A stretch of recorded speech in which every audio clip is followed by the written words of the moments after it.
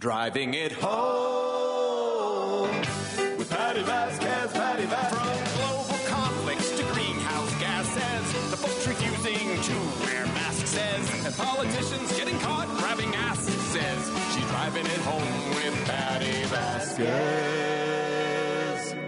Hello, and happy Thursday, everybody. And in particular, I want to say, I think she's listening. I want to say happy birthday to my mom. It is, am I supposed to say how old your mom is? I don't know. I mean, it's kind of a thing of pride now. Anyway, it's my mom's birthday. Happy birthday to you. Happy birthday to you. Happy birthday, dear mommy. Happy birthday to you. And I am taking the day off from work and here tomorrow to take my mom to the Art Institute, one of her favorite places. I wanted to take her out of town, escape a little bit, little mini trip. And one of the places that she wants to go is New York. And she said that it's just too cold this time of year and she wants to wait till it's warm. So we will put that trip off. Although I'm hearing that she wants to go to New Orleans and I've never been. So maybe I will go to New Orleans with my mom. So happy birthday to my mom. I'm so crazy proud of her, of the incredible life that she has lived and the legacy she has with me, her grandkids, she has several grandkids all over the country. And she came here to the United States in 1968. She was a young woman who was divorced with 3 children in Mexico City. And she got out of an abusive relationship and struggled to find work. And, well, she got work, but she wanted better work. And when she came to the United States, the encounter with my father, notwithstanding, my mom's very first day in the country, she decided to catch a cab and got into my father's cab at O'Hare Airport. My dad was a cabbie. And at the end of the trip, my father said, basically, it's customary in the United States to, give your cabbie a little something, a little tip. And then he said, but how about we go out for drinks and we'll call it even. And the rest is history. My parents were married for the rest of my life. They were married for 29 years. And my father actually passed away in her arms. And my mother, when she came here, her intention was to learn English. She was going to stay here for 1 year and learn English to get a better job in Mexico City, where she was working for the federal government. She used to travel, and I'm sure I'm getting some of this wrong, Mommy. I know you're listening, and I might be getting some of this wrong, but this is the story as I am condensing it right now. When she came here and was working various jobs, she wanted to live in neighborhoods where she needed to rely on English. And she worked like in laundromats where you had to press the clothes and like the dry cleaners. And then my father, they reconnected because they did not stay together when they first met each other and went on a date. They parted ways, and then he, came. How would you put it? Just came to see if she was still hanging around that area where he dropped her off, and they ran into each other and started dating. And he helped her get a job, I believe, at O'Hare Airport, like at the ticket booth where you paid for parking. And she began to see that in the United States, as a woman, she had more opportunity here, that as a divorced woman, it was not as much of a stigma as it was in her community in Mexico City.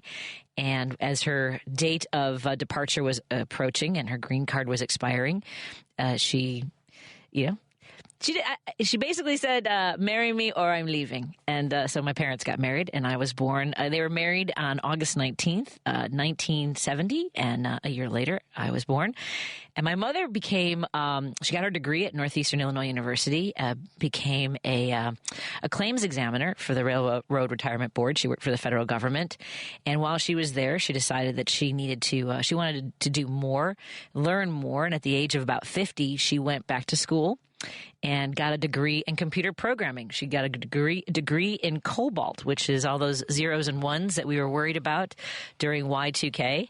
And by the way, programming that they said they were going to start eliminating and phasing out. And if you know, during the pandemic, there were a lot of agencies all over the country that were still using COBOL, and they were going back and asking people in their 60s, 70s, and 80s to come out of retirement. And Mom was like, no, too bad. And anyway, she was a computer programmer, and she retired. And she was very smart about saving money, putting money away. She was very frugal, and still I know that, Mommy, I know that I maybe don't express as often as I should how much your support, your love, your encouragement for me to pursue my career, to marry the man that I love, to create a space for my family so that we could care for Declan and Griffin could grow up in a home that was filled with love and with wonderful stories and the most enriched environment that I could have hoped for my children. So thank you, Mommy. Okay, I'm not going to cry. You're crying. So I just wanted to say happy birthday to my mommy, who I live with. We've been living with my mom for 22 years. We moved into a 2-flat when my father became ill in 2001. So we have been living. It's so funny because there was a time where I was like, oh, we've got to find someplace else. But when I think of all the memories we've created and the really warm environment that we live in, I'm very proud of that. And so much of that has to do with my mom. And so we are going to go, like I said, we're going to the Art Institute tomorrow. Then we're going to go see my son Griffin perform in a sketch comedy group, improv. I apologize. I called it sketch, and he got frustrated with me. It's improv at his university. And then we're going to continue. I'm doing as much of a happy birthday weekend as I can. And I was thinking today a little bit about when Donald Trump won. My mother was battling breast cancer at the time. And when he won, we had to go. I have a picture of her that day because she was getting chemo. And I have a picture of her in her chair. And she was just she was devastated that Hillary Clinton was not successful, because it wasn't just that my mom was voting against Donald Trump. My mother was a big fan of Hillary Clinton's. Was very impressed with the work she had done, and was excited at the prospect of having our first woman as president. And I was thinking a little bit about Hillary's race today as we see this report come out regarding Joe Biden's mishandling of classified documents. If you've not heard, there was commentary added to the report by the attorney, very much similar to the kinds of comments that were added unnecessarily, I think, to the reports made by Comey.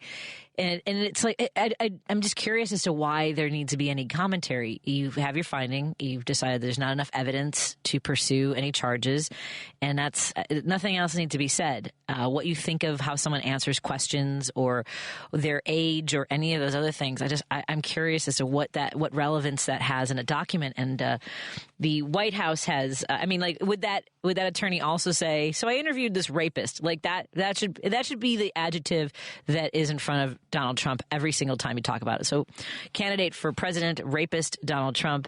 That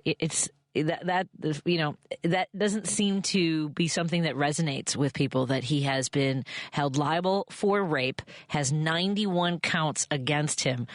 And that's it. We don't get these kinds of we don't need anyone to describe the way Donald Trump behaves, because he puts it all out there. We can see for ourselves what kind of a just bloviated jerk he is, dismissive, hateful, and intent on riling people up. And I was listening to the Supreme Court arguments this morning.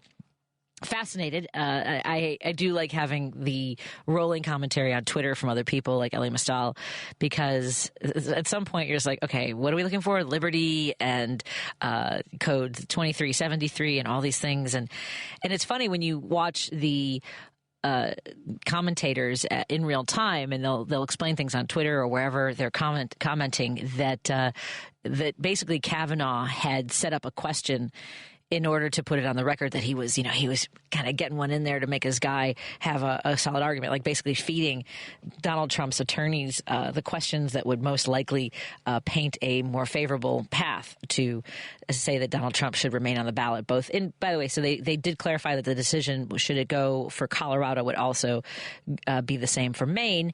And everyone's basically saying that even the liberal justices are most likely to not want to withhold the avenue for him to be on the ballot.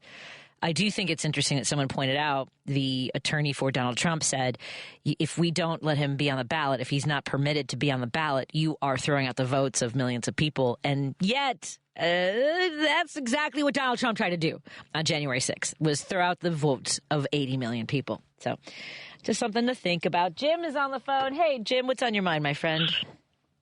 First of all, happy birthday to your mother, Patty.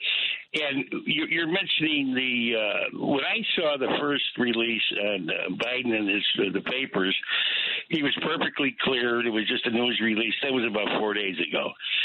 Now they came up with this jargon after releasing the report, which I agree with you, it was unnecessary.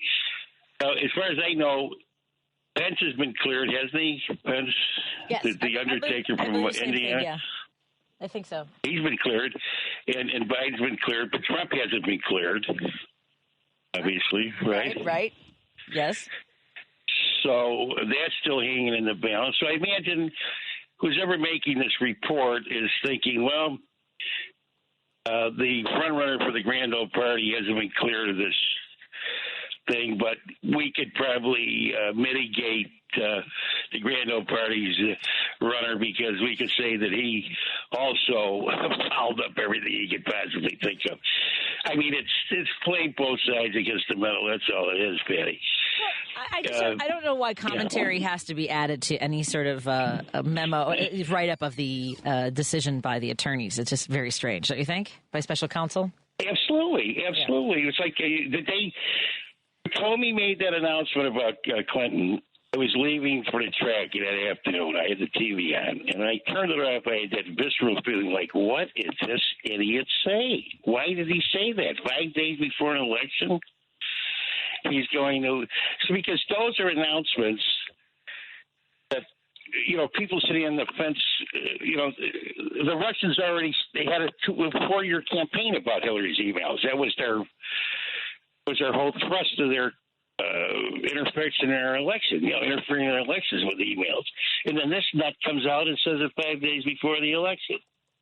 So that could have a dramatic effect on an election. Yeah. Very and especially weeks.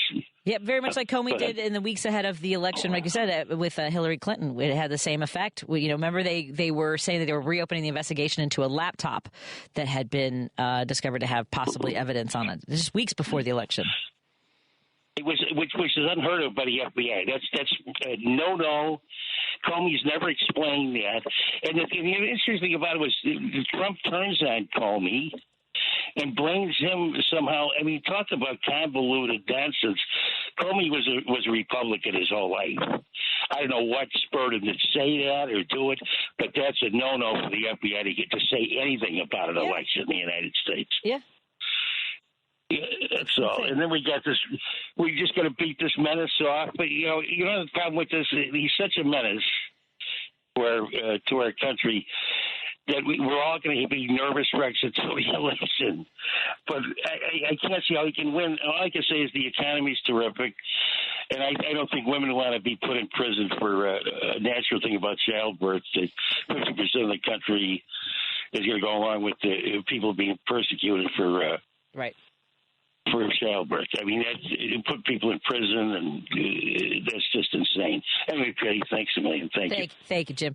And to Jim's point about abortion care, I mentioned this yesterday that there are legislators in Missouri who have crafted a bill that would prohibit women who have ever had an abortion from receiving access to Medicaid ever.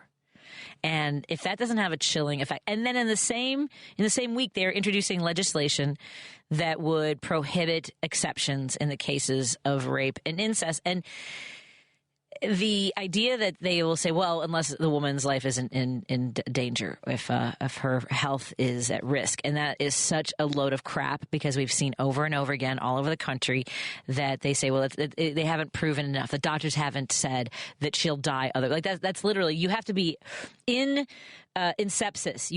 Your body has to be shutting down in order for them. You have to be near death in order for doctors to be able to provide health care that will save your life and give you the ability possibly to have children later. I don't understand how that's so hard to really comprehend for folks. Let's take a break here. First, I want to thank our sponsors. I just got a phone call from Warren at Warren Price European Collision Center, and one of our listeners, one of our good friends, went over to the shop over there at 4080 North Broadway because his mechanics in his neighborhood were telling him he had to get a whole bunch of work done. And Warren was telling me that there were a couple things that were in need of attention, and our good friend Tim Walco saved some money going to European U.S. Collision Center. So we're excited. We're actually going to have them on the air together next Tuesday. Tim Walco, comedian from my neighborhood, and Warren Price, the incredible our incredible car guy from European U.S. Collision Center, a division of Technocraft. And you can go to europeanus.com to get all the information you need. And we'll also we'll be checking in with him. Tim wants to do a show called a game called What Doesn't Tim Know About Cars? So that'll be coming up next Tuesday at 6. And I touched base with our good friend Kirk Bankstead from Minocqua Brewing Company. Things are brewing in Wisconsin, and he's got that tap room going in Madison, and of course all the great brews that you can choose. You can take a look over at the website MinocquaBrewingCompany.com. Follow him on Facebook because he's always got some great stories, great posts, and he is so incredibly passionate about driving out the MAGA fascists from his communities and making sure that we establish some semblance of sanity in that part of Wisconsin. So that's MinocquaBrewingCompany.com. And hello to our friends at Kids Above All. I'm so grateful. We have a comedy show. Mark your calendars right now. Mark your calendars right now for June 6th. We have a Stand Up for Kids comedy show coming up. And so you got plenty of time. You can't say I didn't tell you we had a show coming up. So it's going to be Kids Above All. I'll get you more details as we get closer. So go to kidsaboveall.org and support their mission to help children live happy, healthy, safe lives. Every child deserves that. Go to kidsaboveall.org. More in a moment on WCPT 820 Heartland Signal. We're driving it home with me, Patti Vasquez. Hey there, it's your guy, Warren Price from European and U.S. Collision Repair, a division of Technocraft Body Shops. We specialize in automobile and truck repair as well as normal automobile maintenance. With our highly skilled technicians and environmentally friendly materials, we strive for quality. Call 773-248-1200. That's 773-248-1200 or EuropeanUS.com. You're listening to Driving It Home with Patti Vasquez on WCPT 820. The phone lines are open, so when you call, you'll hear Alejandro on the other end of the line. We checked in with Lady B yesterday. She said she is recovering well, feeling better every single day in case you missed our update yesterday. And she's looking forward to being back, but it'll be a bit still. So Alejandro is in the producer's booth and taking calls. The phone lines are open, 773-7... No one's there. 773-763-9278. And we have Dave in Hoffman Estates. Hey, Dave, what's on your mind? Hey, Patty. I was listening earlier today where they were talking about that Trump never took the oath. What? His lawyers are trying to say something that seeing that he never had been a congressman or in the military before that he had never taken an oath. And well, right. They were trying to argue whether or not the president is office holder, right? That was part. Is that what you're referencing? Yeah, that's what they were tying on, and they're trying to, squeak him out somehow that way that he's not liable when that because of the way that's written up about office, like you say, office holder. Right. He was an appointed. He was that electeds. I think there was a back and forth about whether or not electeds are office holders. That was part of what I heard as well. Yeah. Well, what is that funny ceremony he did? Supposedly putting his hand on the Bible, talking to the Supreme Court, head Supreme Court justice. Right. Isn't that the oath? Right. And, so I'm just reading as part of that argument, Trump's lawyers have argued that Trump has never taken an oath.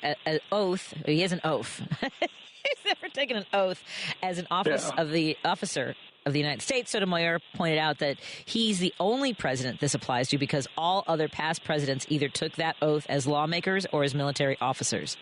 Huh. That's weird. Okay. So then all the stuff he did before were them unlawful orders then? Right. But I think I heard someone mention that earlier too that I think it was on Hartman show. That then why did they salute him? Yeah, you know what's funny? I didn't even know this argument has been going on for a while, because in November of last year, there's an article about how one of his talking points is that he never swore to support the Constitution. So it's okay if he led an insurrection, I guess. Yeah, I suppose, but because thinking about the salute part, do you recall when President Obama was in there and they made such a big thing about the latte salute? Yeah, the coffee. He waved his finger. It was more of a wave than a salute. And then the tan salute or whatever, and anything to besmirch. But anyway, that was just a thought. That how could he not be an officer? They call him commander in chief and all of this stuff. It's like I don't know. And the thing that scares me, if they do get him, finally land him in the court, I still swear by that. There'll be either one or two they'll have on the panel, the jury, that say, oh, no, I don't think he's guilty. And it'll be a hung jury or something. Yeah. That's my fear. I know. I agree with you. Hey, what do you think about the fact that people are upset that President Biden, or think that President Biden should do the interview during the Super Bowl this Sunday? Have you heard anything about this argument? I vaguely heard it. I don't plan to watch Super Bowl myself. But, do you know when the alleged tradition of a president being interviewed by the Super Bowl started? Which president started? No. Do you want to guess? Just guess one. I don't know. I'd say Obama. Yeah, it's Obama. That's how old that tradition is. It was just Obama. Okay. Oh, but was it the Super Bowl, or where was that one that when the righties thought it was so cute to call him Brandon? That was a NASCAR event, or like a car racing event. I should have figured as much. Anyway, listen, let me clear off and like Jim said to your mother, happy birthday and many more. Thank you so much. Mother. I appreciate it, Dave. Have a good evening. All right, have a good weekend. Be well. You as well. Thank you. Yeah, there are folks who are saying that the President Biden should do the interview during the Super Bowl, and I neither here nor there. I do think if they are, I wonder if they're trying to limit the amount of exposure he has, although he said he's a little busy and that's why he's not doing the interview. And it's not just a 15-minute interview. You have a lot of setup and getting ready for that. And again, I don't know. I don't necessarily know how I feel about that. I wouldn't mind him now saying, you know what? After that letter came out, I'm ready to do the interview for the Super Bowl. But sometimes it is the people around a candidate and an elected official. The President of the United States most certainly has a lot of people around him. Some things you delegate for decision making, and perhaps that was decided by somebody. They just didn't want to get in the middle of it and let Taylor Swift shine in the spotlight for Super. Even though, of course, it's for some other game going on. I'm planning on making a big pot of pulled chicken chili and having some cornbread, maybe visiting with some friends and enjoying the game at home. Coming up in just a few minutes, we're going to check in with our friend Sean Childs, our good friend who we've talked to before about House of Hope Foundation. He's been talking about gun violence and how to save our kids. There is violence going on all over the country. I know that when it's consolidated in cities like Chicago, New York, that we can point to all of the shot spotters and the cameras that are showing crimes being committed. And there is more gun violence per capita in so many other places than Chicago. It doesn't mean that we should want to live this way, and I think that we do need our mayor to step forward. And again, I love what Richard Chu said a few weeks ago, that as people who support him, who support our mayor, and I would think that everyone should want him to do well. I saw a post today in regards to a woman who was attacked and robbed. There's video of it, and one person posted on social media, "I want to know how she voted before I feel bad for her." And that's where we are. And I know other people do revel in the schadenfreude of people suffering if they voted one way or the other. I don't feel that way. I don't think that wishing ill on people is it's not where I come from. That good, she deserved it, I guess. If she voted for Brandon Johnson, that's what she gets. That's not helpful. It's not impactful. So let's see what we can do. Back to what Richard Chu had said a few weeks ago, that this is a little friendly nudging to a mayor that we wish the very best to and would like to see certain things. This is the nature of the beast right here. Let's take a break here. Come back. We'll talk to Sean Childs from House of Hope Foundation after this on WCPT 820 Heartland Signal. Hi, folks. I'm Kirk Bankstead from the Minocqua Brewing Company, and I sell Choice Hard Seltzer, an all-natural grapefruit and lime-flavored booze that you can enjoy for only 100 calories a can. A percentage of the proceeds of each can sold goes to reproductive rights groups in the Chicagoland area. Enjoy a light, refreshing hard seltzer and support reproductive freedom at the same time. Now available at Provisions Uptown Chicago and R&J Wine and Spirits in Glenview, as well as East Side Cafe, Coffee and Wine Bar in East Dundee, where Kate is serving up smiles. And drink responsibly. My friend Marty, he wants to split the party. He wants blue folks in red states to vote green. I can see his point, though. I really gotta say, no, we can't have another 2016. It seems nothing beats orange. Nothing even freaking rhymes with it. What's a battered nation supposed to do? His Royal Orange Highness, he does love to divide us. We've got to stick together and vote blue. When I recycle, I'm green, green as green can be. I do my level best, yes, it's true. But when I'm voting in November, I promise to remember it's us against him. Gotta vote blue. That's a little Steve Goody with Vote Blue. You can go to stevegoody.com. That's GOODIE. I know earlier Joan was talking about the Senate bill that would advance aid for Ukraine and Israel. They have peeled out the border aspect of that bill. And a couple hours ago, they were still working on those negotiations. They were working on a procedural motion. And it's a step in a direction of providing the support that we must in Ukraine.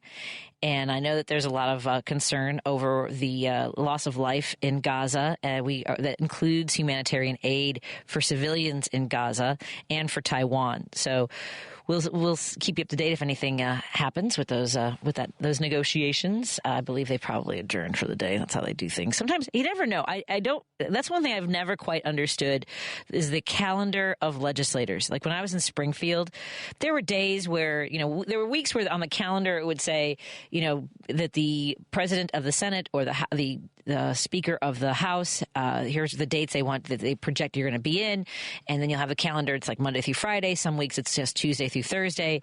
The General Assembly of Illinois convenes from January through the end of May, and then they have a veto session in the fall. And but sometimes on Wednesday they'll decide there's not going to be much more to do, that they're waiting on different things, and then at the end of the session, they'll bang the gavel at like 4:30, or sometimes it's earlier, sometimes a little bit later, and they go to committees and they're working on whether or not something's actually a bill is going to be read on the floor and considered and debated. And then at the end of session, all bets are off. You could be up until 5 a.m. watching debates on bills, which I did several times. The last time I stayed up all night, they were working on the Safety Act, which is, of course, something that people are debating to this day, the implementation of the no cash bails and other aspects of that. But so I never know I never know when it's going to be something. I need some there must be an alert somewhere to let me know when this is going to be one of those marathons. You guys, I love watching C-SPAN, especially when there's real business being done. There are moments where in the legislature, and this happens a lot in Springfield, and I was telling Senator Laura Murphy not too long ago how crazy it made me when people would get up and give these speeches, and you can see this on C-SPAN at the federal level, where they want to recognize somebody in their community, and they give this very nice speech. The one that really drove me crazy was the retirement of a legislator in Springfield. It was Senator Sullivan, and just a beloved legislator. And it was no joke. It had to be 3 hours. I remember texting some of the legislators going, hey, why don't you rent out a bowling alley, buy this guy some flowers, and get off my dime? And the legislators would always tell me, that's not really how it works down here. There's not really much going on. And this was when we did not have a budget under Governor Rauner. It made me crazy. So anyway, I don't always know when I need to find an insider in DC who can call me. Like the day that Hunter Biden showed up in chambers during that hearing, What? I just accidentally tripped on that. That was like Christmas for me. I've never been so excited. And anytime I can see Jasmine Crockett on fire, just taking those Republicans to task. And I know that Congressman Garcia from California was going after Marjorie Traylor. Someone just called her Marjorie Traylor Grown. I'm sorry. Anyway, he was going after her. And it was what was funny about that moment, and the fact that I just mentioned the Hunter Biden appearance, was that as Garcia was tearing into her, she got up and left. And if you recall, when Hunter Biden got up and left when she started speaking, because she showed penis pics in chambers on national television, he got up and left. And she was like, he can't take it. He doesn't want to hear a strong woman talk. So I guess strong women walk is her point. I don't know. But anyways, that's what she... that was her response to being taken to task by Congressman Garcia. So it's been... I just got a text that says Trump sucks. Someone's asking about the yesterday's show. I don't know. I'll look into it and see. If you checked on SoundCloud, all of our previous shows are available on SoundCloud. I can text that to you right now. Check out SoundCloud and look for our shows. All of our shows live there. Check out SoundCloud. Well, they're listening, presumably. And I feel like this is John.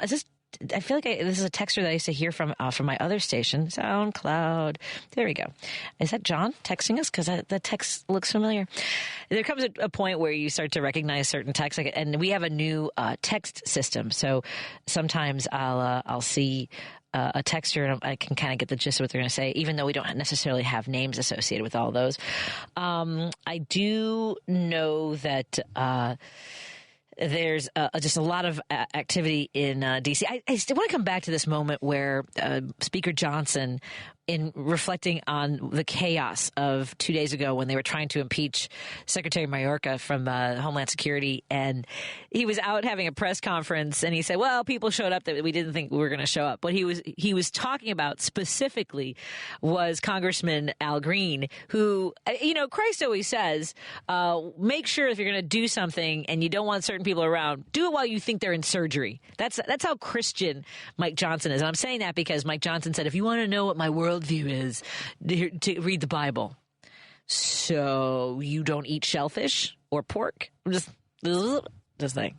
Just curious, amongst other things, mostly. So you do welcome people into your community. Do you feed the poor? Do you? I'm just wondering. Help the sick, right? Are those the Christian values you're talking about? So I really I've been doing a lot of research during my day job. I'm working on a couple of things right now that I'm focusing on. Of course, the asylum seeker and migrant issue is top of mind for a lot of folks as we try to figure out the budgeting for that. I was looking at New York. The governor of New York has promised $2.4 billion to cover the costs over the next year for asylum seekers and migrants. And if you're watching the news at all, you'll see that there's a lot of talk about this. And of course, conservative news outlets are showing. And look, the attack on the police officers is awful and horrible. And there are seven people who have already been arrested and have been charged. And then on the flip side of that is also, if you have seen this clip, Sean Hannity, and I assume that the energy, the wanting to retaliate, was fueled by the video of the police officers being beaten. And there's that idea of like, well, now we got to go get them too. And the guardian angels were out, and they were one of them was being interviewed on Sean Hannity, and he was like, the migrants are taking over the city.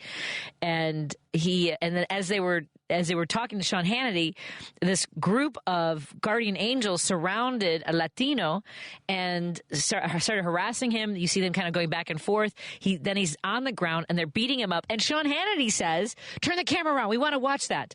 And it doesn't matter who he was. He was by himself. You don't see him pushing back or trying to fight them at all. I would think that people who want to protect others mean everybody, not just seeking people out to beat up on the street on national television. Oh, I do want to talk a little bit about, I guess there are folks that are very excited to see Tucker Carlson. Tucker Carlson was saying that he was bragging that he's the only broadcaster who has requested to meet with Putin. And You guys, the number of news outlets and anchors and reporters and journalists that came out and they were like, no, we've been asking. If he said, I'm the only one that Putin has agreed to meet with, we would all go, well, yeah, that makes sense. But that's not what he said. He said he's the only one who has requested an interview with Putin. Okay. And look, of course he should, if he gets the opportunity, let's see it. I have no problem with him doing it. I also have no problem making fun of him and pointing to the fact that he has his nose way up Putin's butt. Was it? Is that free speech too? I think so. But having interviewed somebody who was not very well liked, and I was the only one who interviewed him in the 4 years at Governor Rauner's office, I actually interviewed Michael Madigan. And I didn't go there with, I certainly didn't go there all glossy-eyed and, I want to give everyone my point of view. I asked him just very, very general, not hard questions. The only time I pushed back was I asked him what he thought his legacy would be of his long-term, the longest-serving Speaker of the House in the history of the United States. And he gave me an answer about his kids. And I appreciate that. But I said, no. I mean, for the people of the state of Illinois. I'm glad that you feel that you've done a good job as a father and you can add that in. But you're not our dad. And I want to know what you think you have accomplished for the people of Illinois. And there's a lot that was wrong. We know that the system that he had in place was not conducive to the most democratic process in our capital. I also know that there were things that Michael Madigan did that reinforced our stability in the state of Illinois. As a blue state, I would hope that someone else would have been able to do it. But we are a blue state in a sea of red. We have some of the strongest protections for women's access to abortion and autonomy, and I'm proud of that. And he was part of that entire process. But I also think that it was time for him to go. And if he has broken the law and it's provable, then let the justice system play out. Let's take a break here. We'll come back in just a moment on WCPT. 773-763-9278. That's the number to call or text. Oh, before I go to the break, let me read a text. Hey, Patty, am I the only one that thinks a candidate for president calling senators and Congress people telling them what to vote for and how to vote on anything is just wrong? When did this become anything? The Republicans are terrorists. And this is something that Trump takes credit for calling the senators and the Congress people and telling them don't do anything that might improve the situation at the border. And somebody called yesterday trying to be sarcastic about the border, that we don't have a crisis down there. Well, that's what the Republicans seem to think, because they are not providing the support and the funding and the policies that the people that the Border Patrol are asking for. The Border Patrol Union said, we want this deal. This looks good to us. This is a step in the right direction. So if there is a crisis, Republicans apparently want to do nothing to help law enforcement or human beings who are trying to find a better life and just turning to safety. More after this on WCPT 820 Heartland Signal. Hi, this is Kirk Bankstead from the Minocqua Brewing Company, and I sell progressive beer like AOC IPA and Bernie Brew, a lovingly irascible democratic socialist lager. A percentage of the proceeds of every beer I sell goes to helping keep Wisconsin blue and driving the Trump cult out of our state. Enjoy a great craft beer and help your dysfunctional neighbor to the north get its democracy back. Buy yours at Beer on Central in Evanston, D&D Finer Foods in Evanston, Rogers Park Provisions Uptown, and Beer Shop Oak Park. Must be 21. Please drink responsibly. Patti Vasquez is taking your calls now at 773-763-9278. Driving it home with Patti Vasquez now on WCPT 820. Thank you for joining us. And the phone lines are open, 773-763-9278. And I'm excited to connect with one of our listeners who is looking for our shows that are podcasts. After we finish up here, our producers like Alejandro and Paul, Andy, and Lady B, they make sure that lives on SoundCloud so you can access those shows at any time. If you want to, if you like a show and you know one of your friends maybe aren't onto the show yet, send them a link to a show that you enjoy. And this is one of those things. We got a grassroots WCPT WCPT folks. We're proud to be here. We appreciate your support. And the one thing I ask of you is to tell your friends two things I ask of you. Tell your friends and family about this show, or, hey, maybe check out WCPT. Tell them to check out Richard Shoes and Stephanie Miller, Tom Hartman, Joan Esposito, me, Matt McNeil, and Mike Crute with the Devil's Advocates, and all of our great weekend shows like Apollottini, Edwin Eisendrath. We've got, Out Chicago with Ellen and our good friend Scott. Both of them good friends. So check out our entire schedule. I know I'm missing somebody. There's so many great shows here. So you have plenty to choose from. And all of our shows do live on SoundCloud. So you can check that out. And let's see, looks like Curtis Skies and his guardian angels screwed up. So I wonder if they're being prosecuted. So we were talking before the break about some guardian angels that were being interviewed. One guardian angel who was being interviewed on Sean Hannity's show. And as he was talking to him about how migrants are taking over the city, that several guardian angels surrounded a Latino, and they started beating up on him. It was crazy, and it was on television. And then Sean Hannity was egging them on, like, ooh, turn to the camera. I want to see some blood. Basically, was what he was saying. Dan from Apollottini. Were your ears ringing? Hi, how's it going? It was. It was. They totally were. Yeah. Is that what was ringing? No, I'm sorry. I'm sitting in traffic right now on 90. So I don't know if I know that you were talking about how Trump is trying to kind of direct Congress folks on how to vote. I just want to remind individuals that, like, during Reagan's campaign, Iran-Contra, that was a thing, and that cost Carter the election. And a private citizen getting his fingers into federal things, like, that's not an okay thing, but that's exactly what's happening. Yeah, exactly. And everybody, the Republicans are like, oh, the border issue. Oh, wait, we have a bill? Oh, no, we're not going to vote on that. No, okay, all right. What? Right. Yeah, isn't that crazy that they were able to, because if anything gets better, and here's the thing, Trump is right to be afraid that Biden and the Democrats can make some inroads in negotiating with the Republicans at the border, because so many of his policies are helping people. Did you see how much money the IRS expects to be able to reclaim from the billionaires? I think it's like over $5. I did not get that number. It's like $500 billion because they have enough staffing to go after unpaid tax bills. Remember all those videos and, they're going to send armed IRS agents to your house? No, they're going to go after the tax cheats, you jerks. Why? They were trying to be like, they're hiring, thousands of individuals to come after you. Yes. You make $45,000 a year. It's like, actually, we're going to go just above you and get those billionaires to be like, you haven't paid taxes in like 6 years. What are you doing? Yep. $561 billion they expect to be able to. That's amazing. Isn't that crazy? And I do want to remind people that, like, I don't know, Joe Biden and his administration were able to forgive or wipe away $1.1 billion in student loan debt too. Yeah. Like, that's another thing that's happening. And then also, I don't know, child tax credits. They wanted to make those child tax payments, but the Republicans didn't allow that to. Right. To continue. You can run down the list of all the things that Joe Biden has done, and he's doing it. And he's a legislator. He's been in the Senate. He's been in he knows how to work through the system. Well, and he's right. Yeah, the funding for the IRS in order to be able to have more agents and do the due diligence of tracking down money that hasn't been turned over, $80 billion was spent in the Inflation Reduction Act and so when people ask, well, how are we going to pay for that? Tax the rich and collect what they owe. That's it. Apparently that'll get you $500 billion, folks.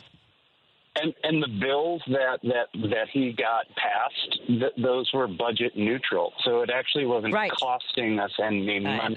I know. Unlike the $2 trillion Trump tax cut that cost us $2 trillion. No, he knows how to do it. And he had Nancy Pelosi, thankfully, there. Now we've got this other, as a speaker. But when Mitch McConnell is saying that the border bill, when the president of the Border Patrol Union is saying this is a good bill, maybe it's a good bill. maybe we should vote on that. But they're not going to. No. And when Mitch McConnell said, when I agree with Mitch McConnell, then things have gone off the deep end. But he said it's a good bill. Right. So I know. How crazy is that? Which means they're going to get rid of him. Right. I know. I have no but problem I just wanted to call and chat with you. Thank you, Dan. So, I love you very much, Patty. And I'll be on tomorrow. Yes. Dan and Megan Kelly will be filling in for me tomorrow. Palatini sits in these seats tomorrow from 5 to 7. What do you got coming up on the show tomorrow? Tomorrow we've got Graciela Guzman, who is running for Illinois State Senate of the 20th District. I had breakfast with her yesterday, and she seems really cool and super excited to try to win her seat. And we're just going to chat about all the other things that are happening in the country. So it'll be a fun time. Excellent. Thank you so much again. Another great show here on WCPT. He'll be filling in with Megan tomorrow from 5 to 7 and catch their show on Sunday at 8 a.m. And there's a drag show on February 18th at Gracie O'Malley's. It'll be that's right. Yeah. Dan's birthday weekend. So there you go. All the birthday weekend. I'm just saying. Thank you, Dan. All right. Love you, Patty. I'll talk to you later. Love you too. Talk to you later. And another great show. I'm sorry, I didn't put it in the rotation of all the shows I was listing off. The Progressive Kitchen Table Progressives, hosted by Paul in Seattle. Hey, Paul, what's on your mind? That's why I called up to get on. Hey, I know the feeling. I heard Richard Chu signing off the other day, and he was like, he listed all the shows up to Joan, and I was like, oh, the schedule ends at 5. So I know how you feel. I apologize. Anyway, Supreme Court justices, whenever I hear them talk, I just feel annoyed. I just doesn't even matter who they are, but the questions I heard today, and I think it was John Roberts who said, well, can we really have one state determining the outcome of an election? And I thought, first, that is ridiculous. I can't believe that somebody who's supposed to be this brilliant, to be a Supreme Court justice, doesn't realize that just because he's not on the ballot doesn't mean that any candidate would lose the election. He might lose Colorado anyway, right? Right. Yeah. And that doesn't mean anything. I mean, I guarantee it. If he got tossed off the ballot in Washington State, it wouldn't make a hoot of difference because he ain't coming anywhere close to winning Washington State. So to say that, number one, and secondly, this case in Colorado was raised by citizens. If they don't have standing to say, no, this is who we don't think should be, and we brought a case and we won. We brought the evidence and said, yeah, he likely participated in an insurrection. There's. By the way, if Donald Trump were convicted by, say, Jack Smith, that doesn't mean the states have to take him off. So if that's the case, they don't have to say just because it's not transferable. A guilty verdict in one jurisdiction is not necessarily transferable. Certainly not in a political sense. Colorado wouldn't have to take him off, or any state doesn't have to take him off the ballot simply because he was convicted. So that's crap. And then the other thing is, they didn't feel this way about one state being determining the outcome of the election in 2000 when they decided that Florida was going to be determine the outcome, and the Supreme Court said we must make Florida stop counting the votes, or George W. Bush could suffer irreparable harm. Yeah. Well, wait a minute. What about Al Gore suffering irreparable harm, and why does George W. Bush is he entitled to win the state? And that was it. If Florida couldn't have gotten their act together by the 17th of December, that's what the court said. We got to get this together. We got to make this decision so they can certify some of the elector votes when the electors vote on the 18th. Well, if they can't get their act together in time, that means 29 electoral votes not counted, and Gore wins 267 to Bush's 242. I know. But they had to get involved and say, wait, one state has to tip the balance here, and it has to. And by the way, it's always a controversy over a Republican candidate, isn't it? It really is. Thank you, Paul. Is. Thank you, Paul. Okay. Sunday night, 6 o'clock. Paul from Seattle, Kitchen Table Progressives. Brian, I'm going to round out the hour with you. What's on your mind, Brian, in Naperville? Hey, Patty. How you doing this evening? I'm doing well. Thank you for calling. Wonderful. I just wanted to make a quick comment on the border bill that you guys were talking about. I know that for some people it looks great when we can say, "Oh, see, we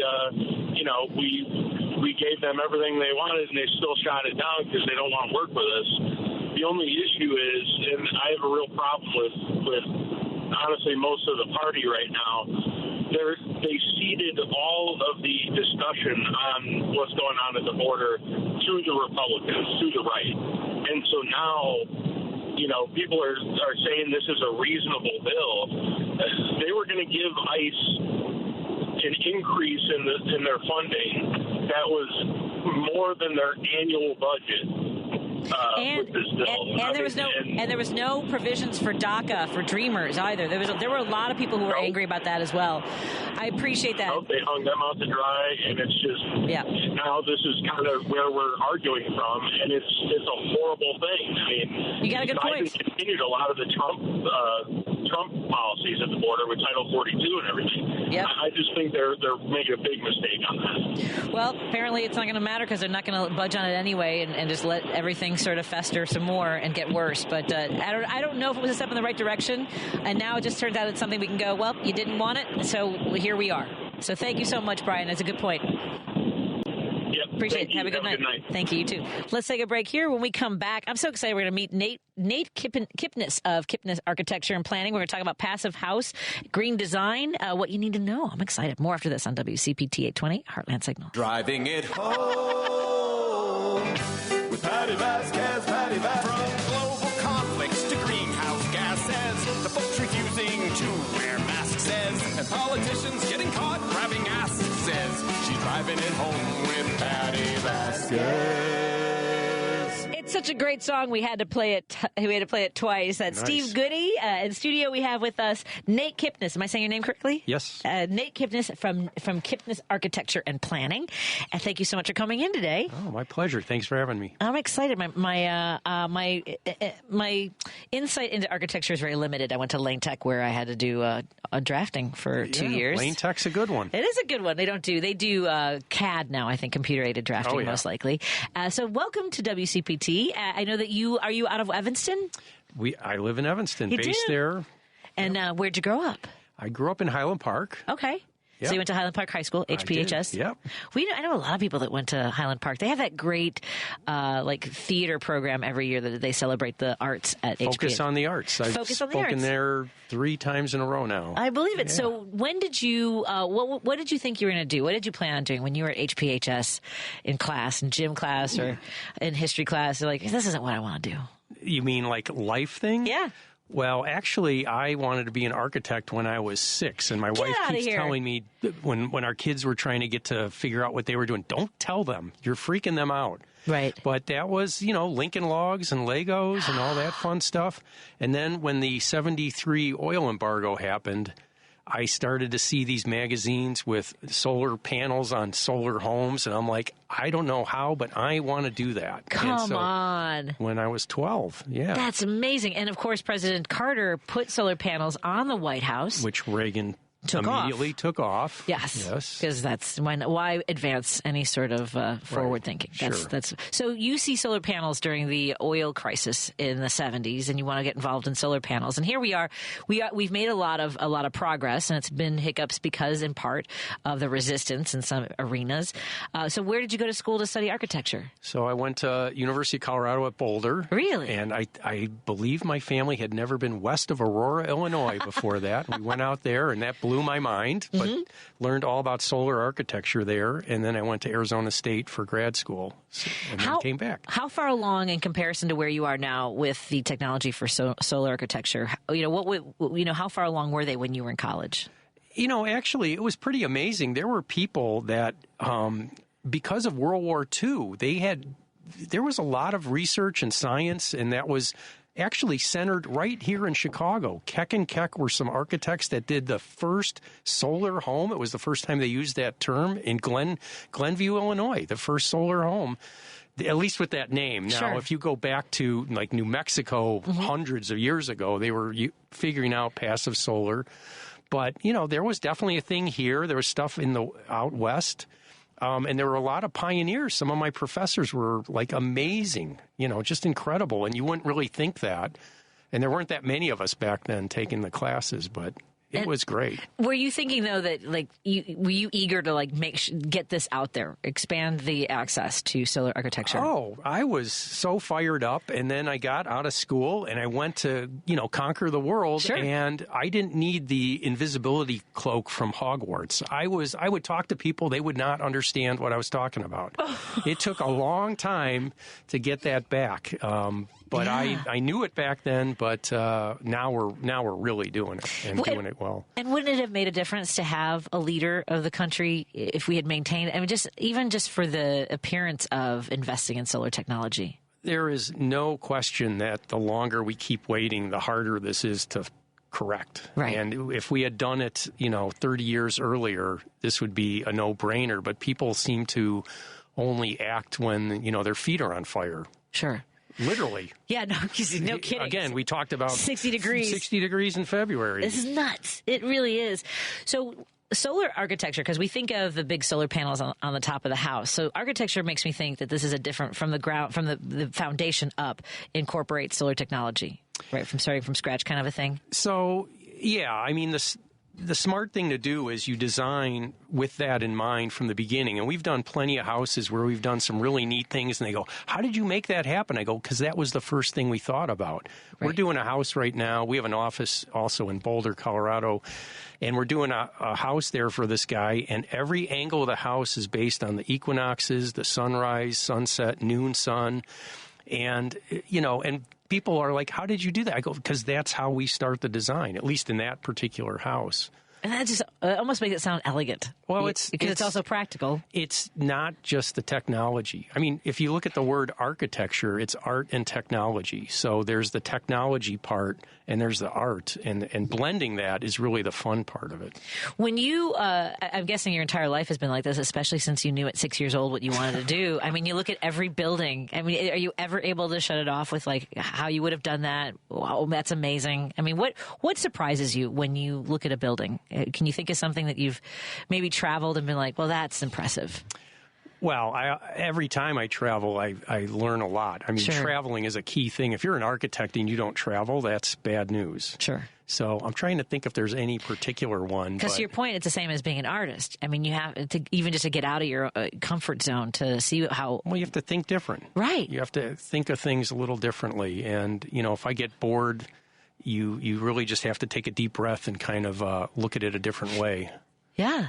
And even having the ability to hear people speak differently, eat different food. Oh, yeah. It feeds all of it. Well, anytime we work on something, we look at the weather, we look at the materials that are available, and the culture. And all those things influence architecture tremendously. And so, I was at school, like I said, at Arizona State, and I did my internship in Jerusalem. And that was wild to see a similar climate, but a completely different culture and how that impacted how they resolve things. Yeah, it is.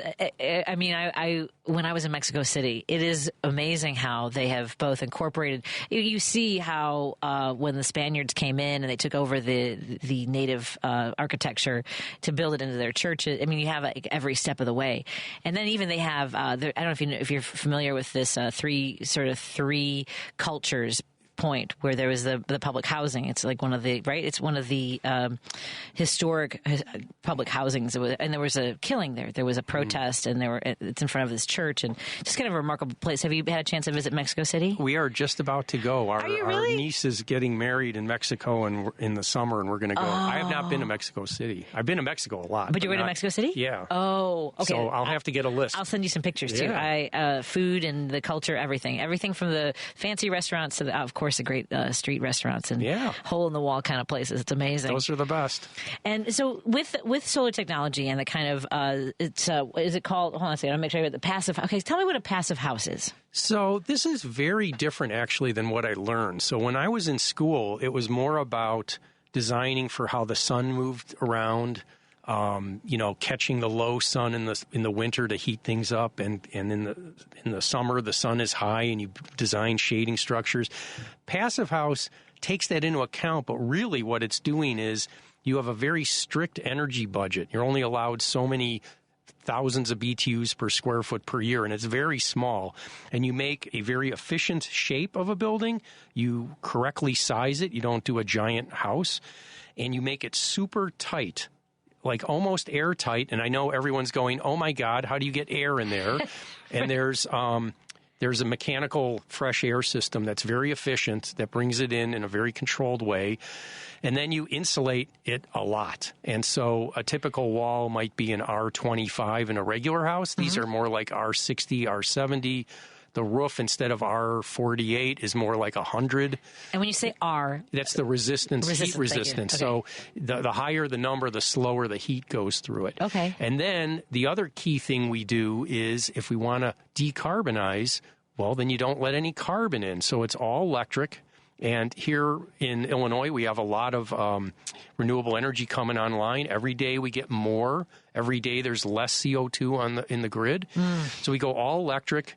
And so this whole political discussion about cooktops, induction is the only way to go. It's faster, easier to clean, way more even. Right. Don't get me started. I know. I have a good friend who tells me that he loves his gas stove, and no one's taking your. First of all, no one's taking your gas stove. But the trick is, if you're doing a passive house, you cannot spew out 20,000 BTUs of natural gas emissions and particulates. You just can't do that in the house. It can't handle that. Right. Then the last thing that we do in a house like that, well, maybe not even the last thing, but solar panels. So we have on-site renewable, battery backup, and then electric car charging. So when you got all that going, that's a really good thing.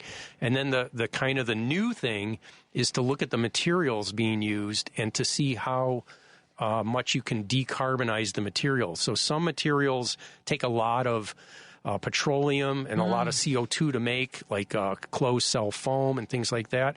And then there's things that actually reduce or even embody the CO2. So things like, we don't do it around here, but straw bale is certainly one where you're taking something and locking it into the building. But there's a lot of wood fiber products that are being used for insulation and different materials like that. Wow. And so this is kind of the new frontier. That's our office is just getting into that. I've given lectures on it, but that's the new frontier. The new frontier. That's fantastic. Yeah. I love it. It seems like it's something that keeps exciting you. I mean, how magical to find what we're going to pursue in life at 6 years old. I pinch myself. I mean, I kind of wanted to do this, and I did it. Yeah. I'm doing it. No joke. That's amazing. Fun. Absolutely amazing. We're talking to Nate Kipnis. He is it's your Kipnis Architecture and Planning? Yes. Do you have any family members that work with you, or is it all? No, just me. Just you. Just wondering. But no, we have an office. We have staff and everything, but no relatives. When did you open the office was opened in let's see, April. It was almost Earth Day. It was April of '93. So it's been a long time. Yeah, so you're celebrating 30 years. Yeah. Is that right? Yeah. Coming up on our 31st in April. Oh, there you go. Well done. We're talking to Nate. See, it was April Fool's Day, so in my past job, when I gave 2 weeks notice, I figured if I changed my mind, hey, I was just kidding. I was kidding. It was an April Fool's joke. Yeah. Did you have that kind of panic at all? Starting a business is a freaky thing. I had no work lined up, and in that 2 week period, I got a really cool project. That was like a fluke, But I'll take it. All right, yeah, absolutely. We're talking to Nate Kipnis. You can go to kipnisarch.com. That's for architecture. Kipnis Arch. Do I say Arch? Yeah, Arch. Or Arch. Arch, I know. It could be Arch. ARCH. Yeah. It probably makes more sense to say Arch. Kipnis Arch. You look like you're regretting. Like, Arch, I guess. All right. kipnisarch.com to find out more about the work that he does. We'll continue our conversation when we come back on WCPT 820 Heartland Signal and our friends listening on KTNF 950 AM, Minneapolis, St. Paul. More after this. Hey there, it's your guy, Warren Price from European and U.S. Collision Repair, a division of Technicraft Body Shops. We specialize in automobile and truck repair as well as normal automobile maintenance. With our highly skilled technicians and environmentally friendly materials, we strive for quality. Call 773-248-1200. That's 773-248-1200 or EuropeanUS.com. You're listening to Driving It Home with Patti Vasquez on WCPT 820. And we are hanging out in the studio with Nate Kipnis. You can go to Kipnis Arch to find out more about Kipnis architecture and planning. We're talking about the benefits of passive houses and green design. I'm looking at a picture of a beautiful bungalow, which of course are so popular here in Chicago. So we were talking about older buildings and doing the work of making them solar friendly.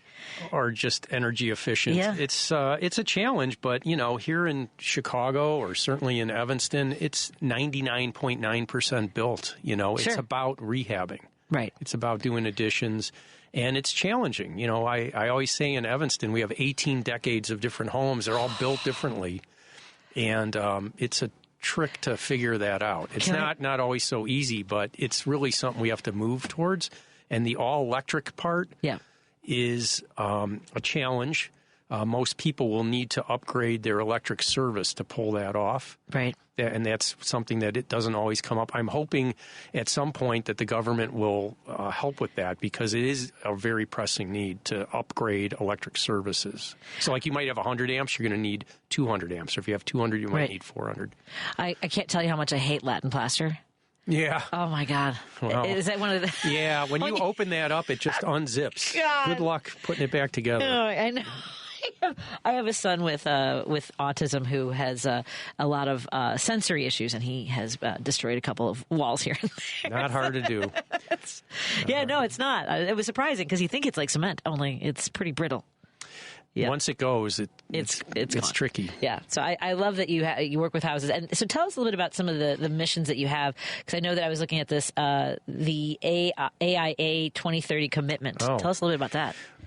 Well, the AIA, the American Institute of Architects, there's about 95,000 architects that are part of that. That's not all the architects, but those are the ones that are members. And they, in 2006, got the word out that they wanted to get all architects to design to net zero by 2030, and they codified that in 2008. I was on the original committee in 2009, and then I was the national co-chair from 2018 to 19. And so what it's doing is there's a baseline energy use for every type of building, and it's based on 2003, whatever. But we want to be 50% better many years ago, and then every 5 years we get 10% better. So right now we're supposed to be 80% better than baseline, which is difficult.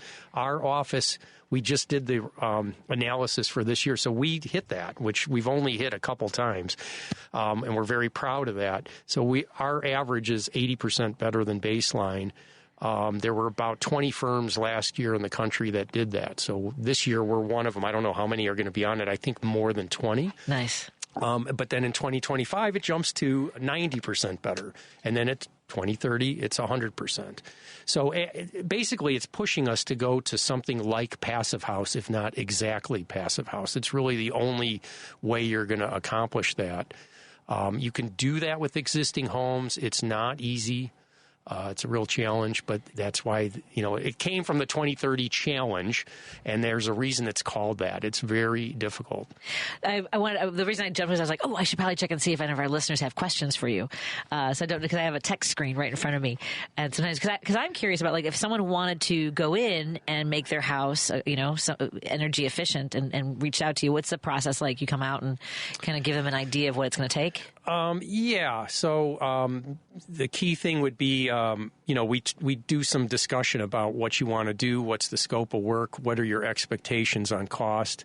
We're not for every person. I mean, it's, there's certain firms that work at different points. So check out our website. And I always have to preface this. Our website is our best of from 30 years.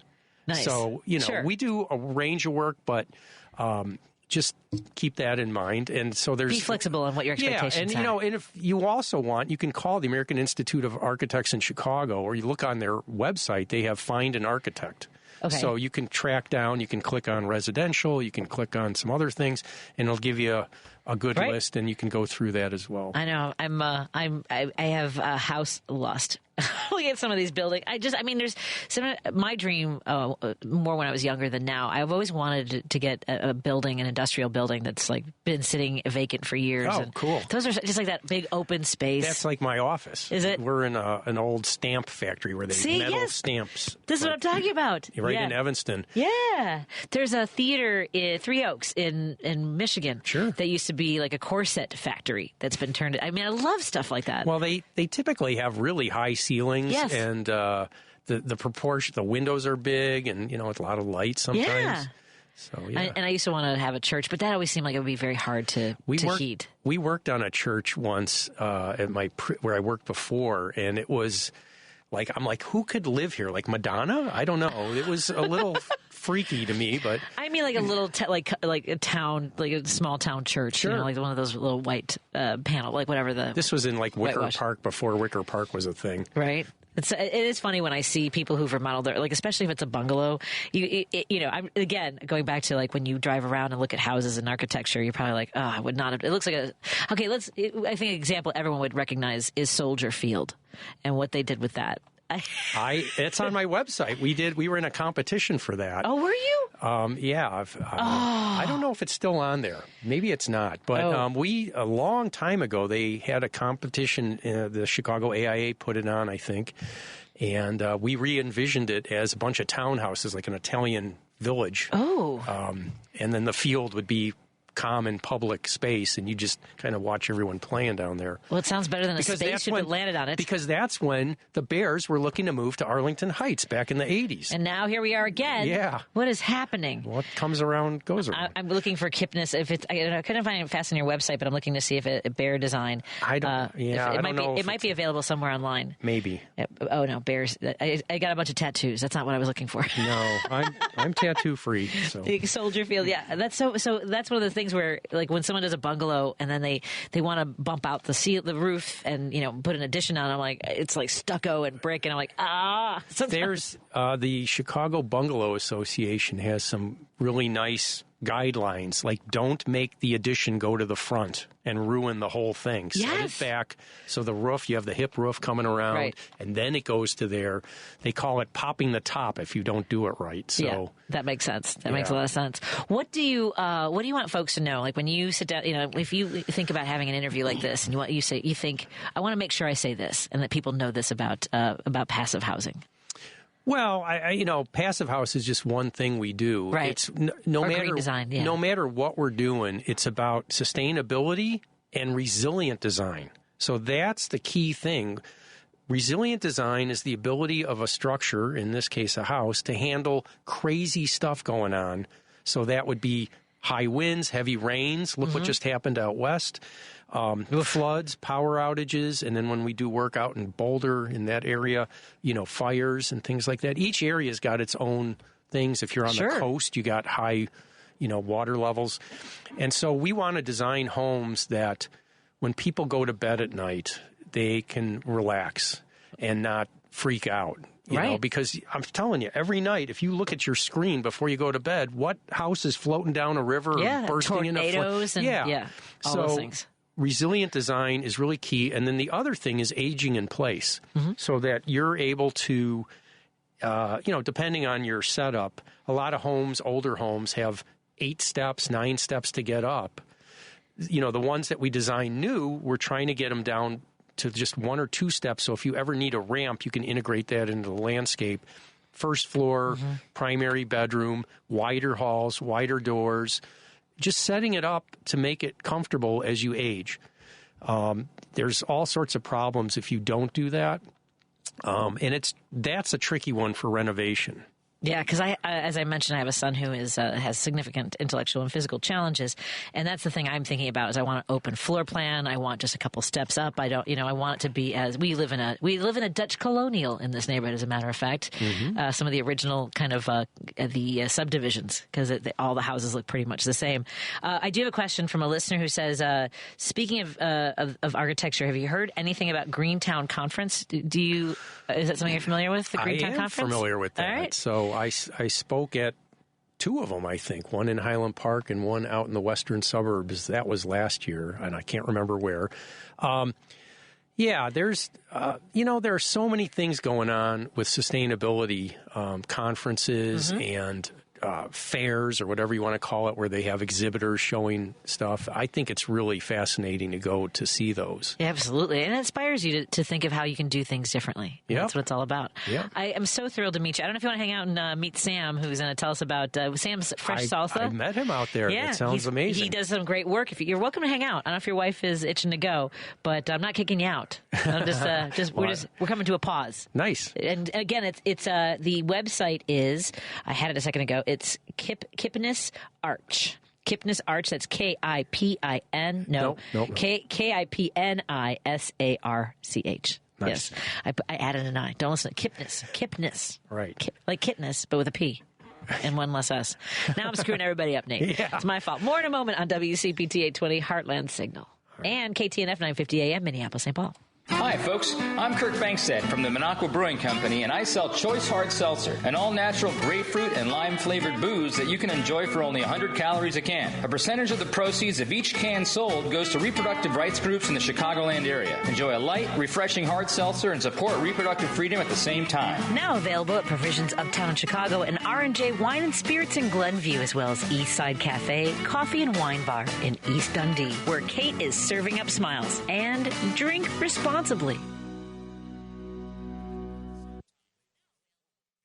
You're listening to Driving It Home with Patti Vasquez on WCPT 820. So funny, I just I ran in. Our good friend Sam Durr of Elite Food Safety Training is joining us in studio, and he's trying some of the new brew from Minocqua Brewing Company, which is the dark brand, and it's a stout, which I'm a big fan of. So to my husband, I'm just taking a sip. I'm not breaking my dry month, but I love a good stout, and I haven't tasted this yet. And it's funny because we're going to talk about food safety, and I'm like, I'm going to pour some out of a can you just drink out of. Here we go.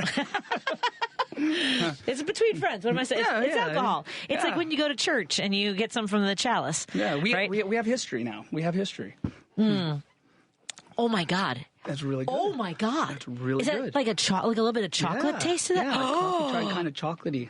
Oh, yeah. That's the dark Brandon from Minocqua Brewing Company. Espresso stout. Nice. It was only a sip, by the way. Anyone who's listening, it was just a sip. I'm perfectly fine to fly the board. So, Sam...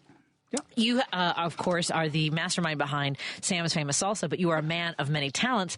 When we last spoke to you last year, we talked about your work with the military and making sure that they had everything, tip-top clean for making, because they had to feed thousands of people. Yes. Right? And so you also you provide this for restaurants and catering businesses. Tell us a little bit about Sam's Elite Food Safety. Yeah, we're headquartered in Naperville, and we provide ServSafe, other types of food safety certifications, and everything from Bassett to just common household food safety knowledge. And we try and go ahead and give not only the certification course and exam, but we try and go ahead and impart upon people kind of like information that's kind of going on with kind of food supply chain. And the things that are being brought in to our stores, what's going on our table for our families and friends and all kinds of other things. So it's I believe, a very well-rounded kind of course exam, but we also have instructors all over the country too. So it's not just me. So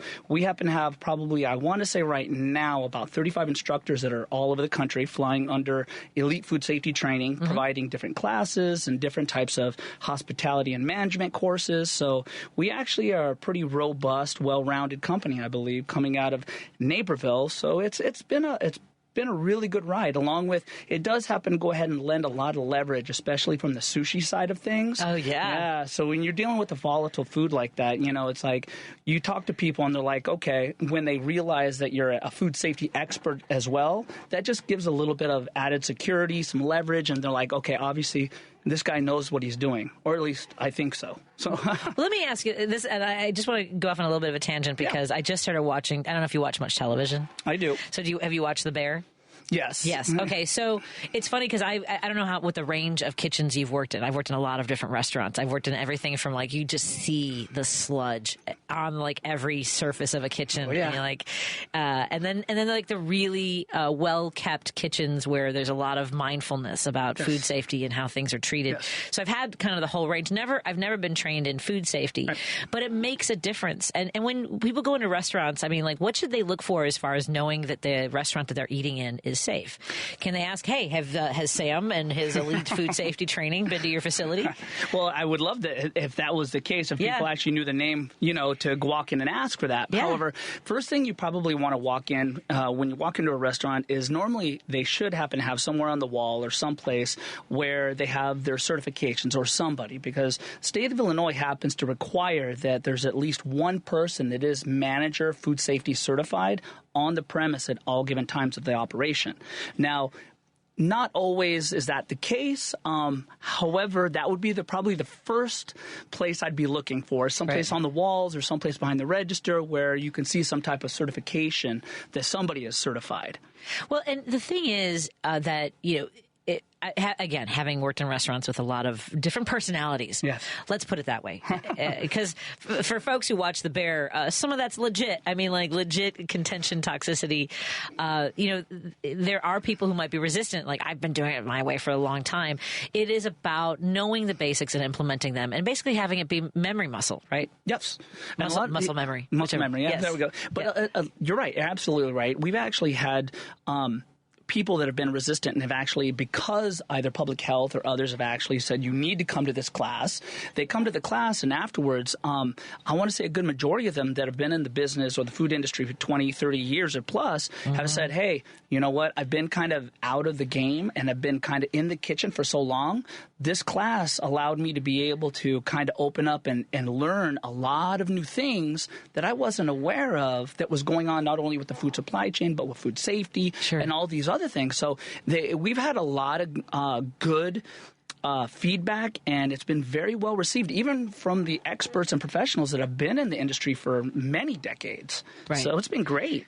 That's wonderful. Yeah. I love that. And I love that you're passionate about it. Like, you seem like you're just very happy making sure that people are safe where they eat. Right, because what you have to understand, the same restaurants that you take your friends and family to, I take them there too. Yeah. And I want to make sure that if I'm taking my friends and family there, that they're going for a safe meal, that I know the people that there are actually handling the food in a way that's going to go ahead and not make anybody sick. Right. And just like, during COVID, how many great restaurants never came back because of the misinformation and because of this and that restriction and everything else. And there was really nothing that anybody really knew until information really started to kind of come out, where it was like, but by that time, a lot of great restaurants will never come back. Don't get me started, Sam. Yeah. I've lost some greats. I really have in my neighborhood. There's some left, but Edison Park is looking sad.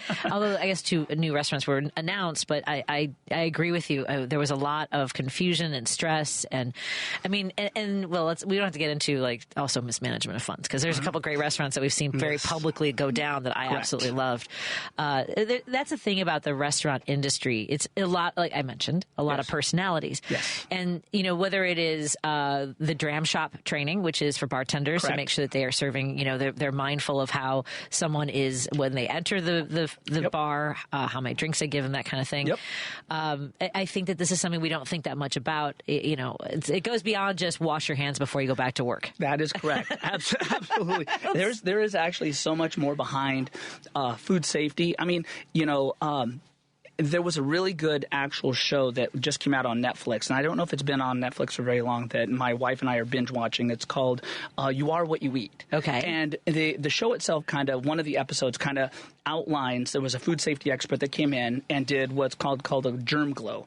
So they took this fluorescent kind of liquid and put it all over raw chicken, and allowed for some regular household individuals to come in and kind of cook the chicken. And then they put a big glow light on the actual kitchen, and come to find out how quickly the germs kind of traveled all over the place, even on items and things in the kitchen that they hadn't even really touched. No. Yeah, it was crazy. The whole place lit up like a fun house. No, I don't want that light in my kitchen. And yet I do want that light in my kitchen. Yeah. Wow. It was intense. But again, it's like we try and go ahead and bring as much knowledge and information as we can to the table within a one-day class to help people understand the importance and the sense of urgency behind what food safety really is. Most people happen to go in, they're like, oh, geez, I have to come to this class for 8 hours, and here we are.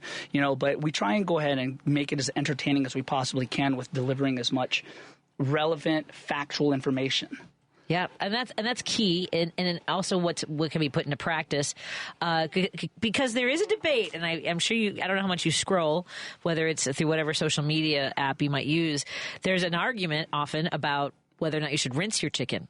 That is a no. Right. I'm gonna stop it right now. No. Yeah, because the thing you mentioned about how it goes everywhere. Yep. Now you're aerosolating. Yeah, aerosolating. Yeah, whatever I'm saying.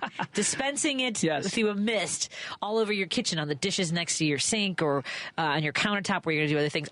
Here's one thing that my husband, it's sweet, but he always, when I'm done with a cutting board, he'll be like, "Did you cut any meat on this?" I'm like, "I never use my bamboo cutting boards for meat." I never do. I don't know if I'm supposed to. I don't know if I'm using the right one, but I have a dedicated cutting board. It's plastic. It's like a really heavy duty commercial plastic. Yeah, like a poly. It's a poly. Yeah, whatever poly. That is. It's a white thing and it has a rim around it, which I just pretend like it's for blood. I don't know if that's what it is. Yeah, and typically not mine. The meat. No, sometimes mine. And typically, you actually can go ahead, and I don't normally happen to use my cutting boards, my wood cutting boards, right? For proteins and stuff like that, I usually use an actual plastic as well. Poly, because it's easier to clean. However, wood does happen to have a natural antibacterial in there and sanitizer. So, the more that you happen to go ahead and use an actual wood cutting board, it does allow you for some forgiveness. Okay. It's when you happen to see those cutting boards that have large gouges in them, and you're like, okay, what's getting in there and living there?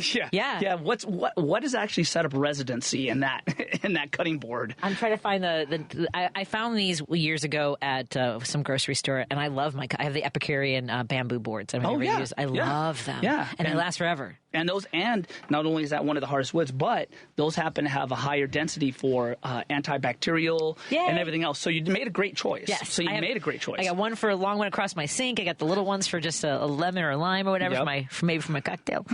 I love that. And the reason I have the dedicated white is so that, and it's funny, he still asks just in case I changed my mind. Yeah. But it's just so I know this one has been used for meat, and the other ones are always for vegetable and protein. So then people always ask about like how the temperature of cooking your proteins, and I think it's 165 That's for chicken. Chicken, anything reheated, microwaved, or anything stuffed. That's the rule of thumb. I don't stuff anything. Because you get enough of a horror story. So wait, so no turducken? No turducken. No turducken, huh? Okay. Well, Yeah, I always cook the stuffing on the side. What I'm hooked on right now is making my own bone broths, by the way. Yes. All the time. Like ever since Thanksgiving, I did it this Thanksgiving finally. I've been wanting to do it for years. It's fantastic. Yeah.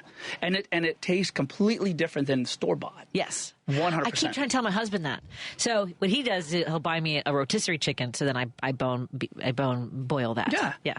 But that's the half of it. Even with even regular raw vegetables, if you were to go to an actual a farmer's market and take carrots and versus the actual ones that you buy in the store, completely different flavors. Yeah. One tastes like candy, and the other one really doesn't have a flavor profile. It's got the crunch. Yeah, it's got the crunch. It's the crunchy rubber. Yeah, that's what that is. Yeah. And to that, so for produce, this is the thing about TikTok is I think people are learning some interesting tricks and things to know. Is one I've seen a lot of is soaking fruit like berries and vinegar and things like that. Yeah. I try to do a very thorough wash. I make sure I'm rolling whatever, or I have it in a colander and kind of toss. Yeah. What do you think about for produce and making sure something's clean and safe? I think that with the vinegar, it really depends on how long you leave it in there, because anything that you leave in that vinegar solution is going to change the flavor profile. Right? It's either going to wash it completely out of the produce, or it's going to give it kind of this aftertaste. And it really anybody that's doing that, I would highly recommend making sure you know the times that are actually for each of the produce. Right. Because raspberries are very porous. They're very squishy. Yep, very squishy. Strawberries the same way. And you see all these horror stories in these videos of all these little things growing everything, right? So, but to some degree, you can go ahead and buy like produce washes and all these other things. You could even go ahead and use an actual wash made from a very small amount of chlorine bleach to go ahead and dip it in and out. Okay. So there's ways of getting around and being able to sanitize the produce as you go, but really depends on how far down the rabbit hole you want to go with that. Sure, it's like the chlorine in your swimming pool. You're swallowed some of that anyway. Well, Sorry, here's a fun fact for you. So, have you ever washed a T-shirt and it's come out kind of like yellow or dingy? Yeah. That's because you're using expired bleach. Expired bleach. Don't do that. Yeah, because the bleach is pretty yellow as a liquid. Yeah. And it only have about 6 months shelf life on there. Interesting. If you have a question for Sam Durr's in studio with us. Elite Food Safety Training. How do folks find out if they want to hire you? If they got a restaurant and know somebody who needs this training? And go to www.elitefoodsafety.com. Outstanding. And I'll tell you, the phone lines are open if you have a question for Sam or you want to text us anything, any comments, 773-763-9278. We will continue our conversation when we come back on WCPT 820, Heartland Signal, and KTNF 950 AM, Minneapolis, St. Paul. You're listening to Driving It Home with Patti Vasquez on WCPT 820. We are hanging out with Sam Durr from Elite Food Safety Training, and we have a question from a listener, Sam. This is actually something that I do believe I might have been on a show where we talked about this legislation, so I think it is. Is allergen training mandated in the state of Illinois? Yes. Yeah. Yes. And I believe you can thank people like Senator Dan Katowski for that kind of training as well. Yes. That is correct. Yeah.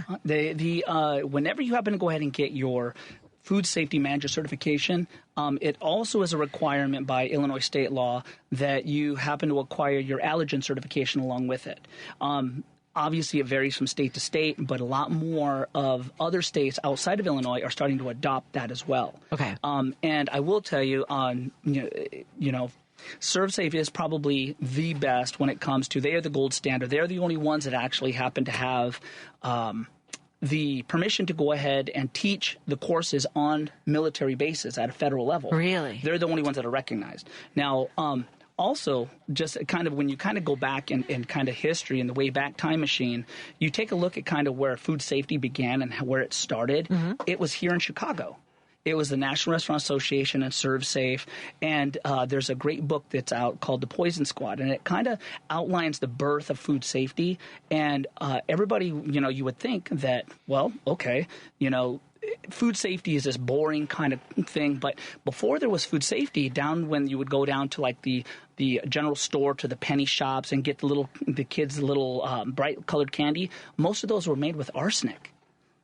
Oh, my God. Yeah. Wow. Yeah. And then, or if you got a gallon of milk, it was half of it was probably water and either plaster of Paris. No. And milk. No. Yes. Wow. So, again, food safety and regulation actually came into play. And at the time when all this kind of started, as far as kind of what the book kind of outlines is, during the first couple of decades of food safety in Chicago, a lot of the food safety scientists were actually going toe-to-toe with the mobs and the mafia in Chicago because they controlled a lot of the meat packing plants and a lot of the things. So it turned out not to be just an educational book, but an actual, like a real story that was behind how food safety was born. That's amazing. Yeah, it's kind of crazy. And what's the name of the book? It's called The Poison Squad. The Poison Squad. Yeah. I'm going to have to take a chicken look into that. Yeah. That's outstanding. Yeah. We are learning a lot from Sam. I was asking you about some of your favorite restaurants. I'm thinking about places that take my mind. Do you know any of the restaurant owners in Hyde Park? Let's see. No. Okay, we'll have to find some places that way. How about downtown? You mentioned Maple and Ash, which is a great. Maple and Ash is good. It's very nice. That's always a crowd pleaser. Anytime you want a great experience, great time, great steak, great food, Maple and Ash is always good. When ordering a steak, people go back and forth on this. It depends on your preference, but how rare is safe? Well, if it's cooked properly, even rare is safe. Okay. Because when you're actually cooking an actual piece of meat, and it's not ground, the potentially hazardous parts of a steak are on the outside of it. Oh. So if you're cooking your steak to a minimum of 145 degrees Fahrenheit, which is pretty much just grill marks, the inside of the steak is still safe for you to eat and consumer consumption. It's when you grind the meat, that's when you have to kick it up to 155 degrees Fahrenheit because You don't want to know how the sausage is made. Well, guess what?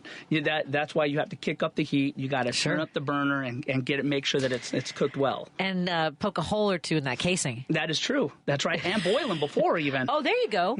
That makes sense. Yes. I like that. So when in restaurants, obviously, they have access to a lot in a good restaurant that is being safe. They're also using. We were talking about different cutting boards, but also with the different pans, cooking things separately and then doing whatever, right? Yes. To blend those things. Yes. Well, and in a lot of restaurants, happen to go ahead and have separate cutting boards, separate cooking utensils for anybody that comes in and says, "Hey, I have an allergen."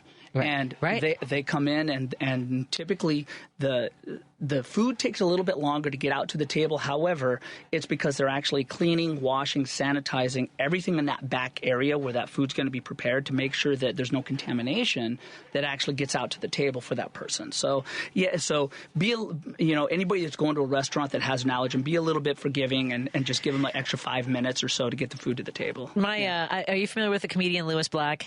Yeah. Louis is talking about how people who won't tip. He basically, I won't be as crass, but it'll be crass. He's like, there's never a reason not to tip unless your server comes over to your table and takes a crap on your table, and even then they put on a pretty good show. Yeah. But the thing is, in a restaurant, I mean, servers are a big part of the production. And look, I get that sometimes you're going to get bad service, but for the most part, they're part of a team, and often it's something that is going on back of house. Yep. With whatever's going on there. So be patient with the whole team. Yeah, exactly. You're going out to eat. You didn't cook yourself. Exactly, and you're leaving the mess there. Exactly. So it's a win. Yes. So, and the other thing that we're kind of in this challenge right now in the food safety industry is with food delivery drivers. Now that right there in itself is a challenge within itself. And then, where you happen to have individuals that happen to be driving food and delivering food, but they've never been trained in food safety at all. Right. So you happen to have Johnny that decides to go pick up your order at the restaurant. He decides, since he's driving around, he has the windows up and he's smoking, and then he decides to go see his girlfriend, and then by an hour and a half later, your pizza shows up and you're like, why does it kind of taste funny? Right. Johnny has never had any type of food safety training, so it's kind of one of those things. So that's been a challenge for us to basically kind of come to the realization that we want to partner with a lot of these food delivery services. Sure. To say, like, look, just give us the opportunity. But there's been this debate, this battle between the actual company that hires them and the driver. Who's going to pay for the training? Who's going to pay for the training? Well, they're making a lot of money on those fees. I agree. Yeah, because I was just thinking about this yesterday because my dad was a cab driver, and now all these Uber drivers, there's no regulation on training for them. You're at the whims of some guy who just happens to have a Toyota that's picking me up in front of the bar. I mean, like, what? Yeah. Same thing for food delivery. I hadn't really thought of it as much, but as far as temperature and all of it, all that stuff. Yeah. Yeah. And the other thing, which is really big here in Chicago and also in Naperville and other towns, is if you've never heard of the term ghost kitchen. Ghost kitchen is something that is most people are not familiar with. So what happens with a ghost kitchen is you happen to use your app to order your food. Well, it goes into an actual kitchen, but this kitchen has about anywhere from 5, 10, 20, 50 different kitchens operating out of that. So when you say you order, for instance, your broccoli chicken, or your broccoli, whatever it might be. Really broccoli, but yes, I'm with broccoli you. beef. Right, you're with me. So it goes in, and then it comes to you, and it shows up on your door, but it's not from the restaurant you ordered from. Wow. Even though on the app it shows the restaurant logo and everything else. Yeah, or even the driver coming from there. That's weird. Yeah. So what's the website again as we wrap up where folks can learn more? www.elitefoodsafety.com. Sam, it's been too long. I'm so glad you came in, and you didn't have to bring treats, but I appreciate it. No worries, anytime. And we're happy to share some treats right back with you. Thank you, Sam. Thank you, everybody, for hanging out with us. Tomorrow, I'm taking the night off. I'm hanging out with my mom for her birthday. Sam, it will be the Palatinis will be here. The Palatini will be here. A Palatini. It's the name of the show. Megan Kelly, not that Megan Kelly, our friend Megan Kelly, and Dan Schaefer will be here hosting. And then on Monday, I'm also taking the night off. It'll be Paul Farvar will be here on Monday. So taking a little bit of a long weekend, everybody. So I will talk to you soon. Have a lovely evening. Be safe. Sam and Nate, we are so thrilled that you guys came in studio and look forward to talking to you again. Well, thank you for having me. Absolutely. Mike Krutz up next with Devil's Advocates and followed by Matt McNeil. Bye, everyone.